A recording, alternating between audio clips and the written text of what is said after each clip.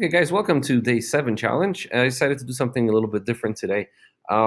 We've had some issues with audio, some issues with video quality, and with the legibility on the whiteboard. So I thought I'd try this.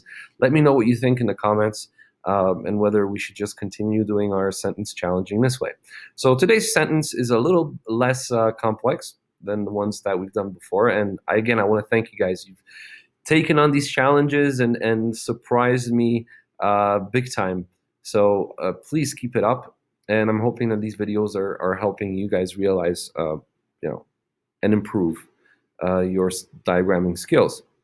So this sentence here, I sneak a look at my reflection when she isn't paying attention, dash, not for the sake of vanity, but out of curiosity, is a 3-part sentence, okay? So remember that every single sentence has a subject and a predicate in it. A dash typically expands on something and doesn't really require any verbs.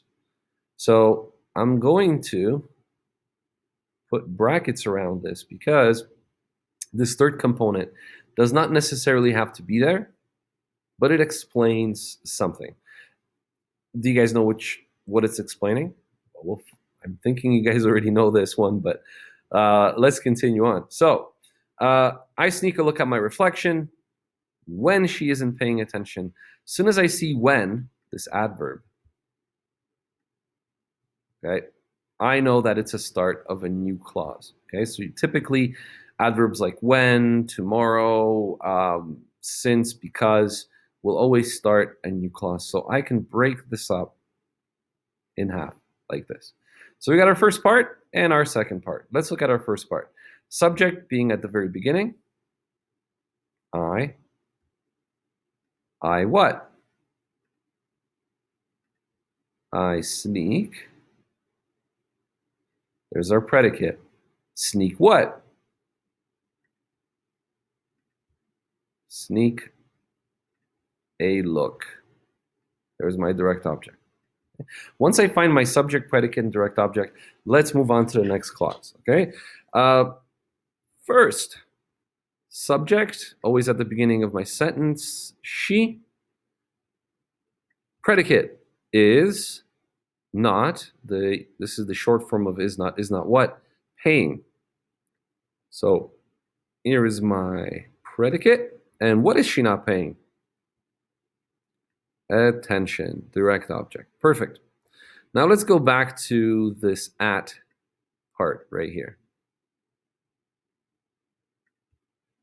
So at, if you were to read it by itself, is pretty much a preposition. Why? Because as soon as I say I sneak a look at, you're going to say at what? At reflection. So reflection is my object of the preposition. And whose reflection? My reflection. There's my possessive. Our second component does not have any object of preposition or anything like that. It's pretty much done. So let's go into this one. If you've guessed that this expands on the reason for why I sneak a look at my reflection, you would be right. And this does not require any verbs or subjects because I know the subject of this entire explanation is I. Okay? So not for the sake of vanity, but out of curiosity. There's a comma here. So going back to our prepositions,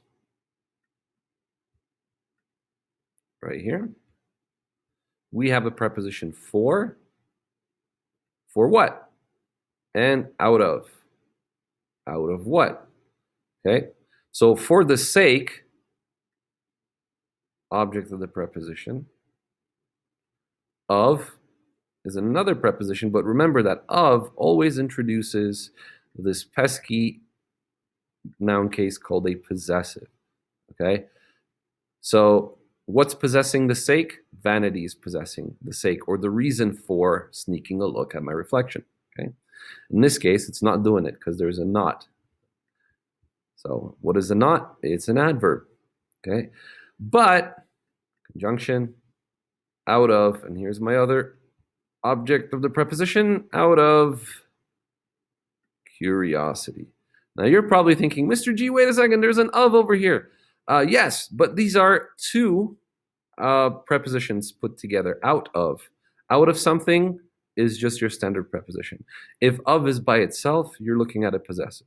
So essentially, this is how to diagram this challenge. Uh, not for the sake of vanity is a way to express reason for why I sneak a look. Okay. And out of curiosity is another reason. So I hope this was helpful. Looking forward to seeing your challenges as we go. And yeah, thank you so much for watching. Let me know if this was better than doing it on the board. I'm looking forward to your comments. Take care, guys. Have a fantastic day.